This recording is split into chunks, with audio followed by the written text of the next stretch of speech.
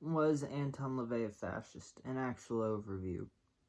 For the last half a century, accusations have been levied towards the man who took up said mantle and title of accuser. It is with some degree of stupidity that an idea of his personal proclivities being the standard ideal, when at face value claims don't tend to hold to scrutiny, or even matter for such a stance of radical individualism. To be blunt, the personal politics of Anton Szandor LaVey are irrelevant to the broad scope of Satanism. Personal politics of Satanists and whether they match an application of the philosophy or not doesn't matter. But why even call the Black Pope something like a fascist anyway? That he was a man who favored law and order is true. LaVey wanted an armed officer on every corner. A longtime advocate of eugenics, writing an entire guidebook on the personal practice of the process. See The Satanic Witch for that. At face value, that's pretty fascist, right? No, that's called throwing out the baby with the bathwater. LaVey had been accused of being a Nazi, a racist, but his whole trip was elitism. Satanism, and he doesn't exactly judge people by race or creed, but by the attainable equal opportunity criterion of intelligence, to quote Marilyn Manson in The Long Hard Road Out of Hell. And this favoring of intelligence, as evident by the nature of intelligence, wasn't mutually exclusive to any specific political camp or label, aside the strict taxation of churches. With that, he did indeed have a friendship with James H. Madole and subsequent honorary membership in his National Renaissance Party, which, for an ethnic Jew who smuggled arms to Israel, is a pretty big leap in theory. And, in addition, hanging out with and adding Sammy Davis Jr. into the priesthood of the Church of Satan, and mail James Nolan Mason a copy of the Satanic Bible, inscribing compliments to his courage and reason to deviate from the norm. Frankly, it would be too time-consuming to note down every ideological differentiation in these relationships, as if they aren't already somewhat apparent. Siege might quote the Satanic Bible, but these separations are clear. Really, if one wants evidence of ideological divergence, they have to actually try out LaVey's prescription of study, not worship. Glaringly, the sum of a fascist state, at least according to Mussolini, is, quote, all who derive their justification as a nation, ethnically speaking, from their nature and history, and follow the same line of spiritual formation and development as one single will and consciousness, a multitude unified by an idea to have power and to exist. End of quote. In other words, fascism is this ideal of a spiritual synthesis between state, corporation, and collective body of individuals populating a nation, in whatever way viewed as natively for said regime for the perpetuation and veneration of itself. It's religious jingoism, so to say. Characterizing claims against LaVey can be, in large part, summed up in the term guilty by association. The occasional Chinaman was a curious fry cook and would interact with those who piqued his interest, not dissimilar from most people. His respect they may have had, but it certainly isn't equitable to agreement. My father was not a white supremacist or fascist.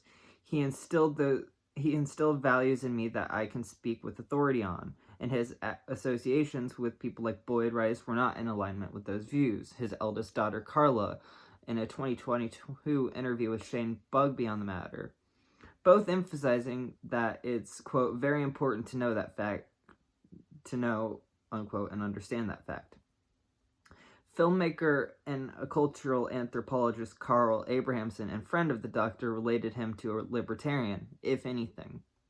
Libertarianism in its ideal is diametrically opposed to fascism in the same way anarchism is.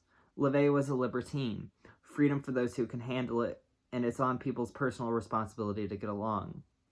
Which really goes in contrast to the, quote, liberty of the state, because for the fascist, all is comprised in the state, and nothing spiritual or human exists, much less has any value outside the state. Fascism is a totalizing concept, and the fascist state, the unification and synthesis of every value, interprets, develops, and potentiates the whole life of the people. Fascism represents an en masse attempt of will and the perpetuation of a self-sustaining total environment. Here's where the actual overlap, aside some mistakes, really comes into play.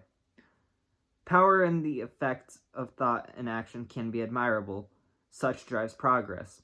To say there's admiration for figures and ideals makes sense.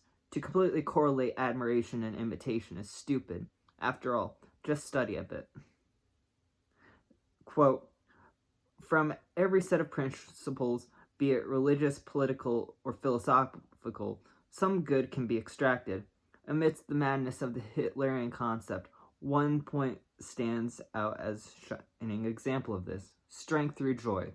Hitler was no fool when he offered the German people happiness on a personal level to ensure their loyalty to him and peak efficiency from them."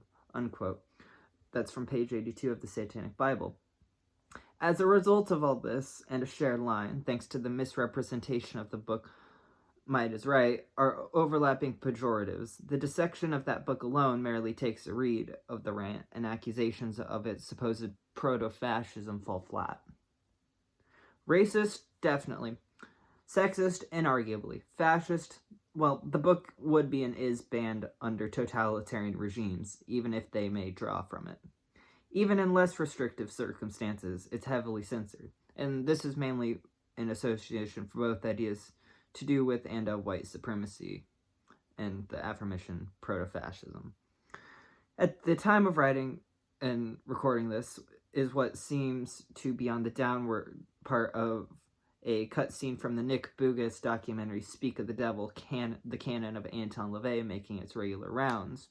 The footage contains Anton exclaiming various epithets before a claim of superiority, taken even contextually incorrect as a result of the harsh language. "We are superior," as he said, denotes a creative alien elite unrestricted by farcical shackles, including racial supremacy.